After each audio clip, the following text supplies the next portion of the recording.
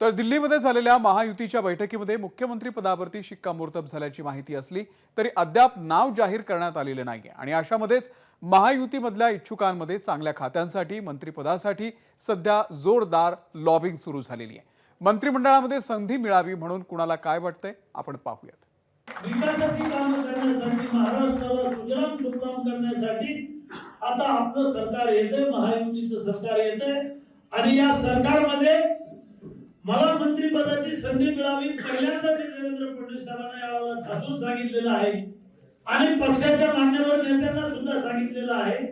मी पाचव्यांदा आमदार आहे, म्हणजे पाचव्यांदा आमदार मराठवाड्यात आता कोणी नाहीये, सगळ्यात सिनियर मी आहे। विरोधक सुद्धा आपल्यावर आरोप करू शकले नाही। निष्कलंक 40 वर्ष राहणं साधी सुधी गोष्ट नाही आहे। ह्यावेळेला आता मुख्यमंत्री विचार करतील असं आम्हाला वाटतंय।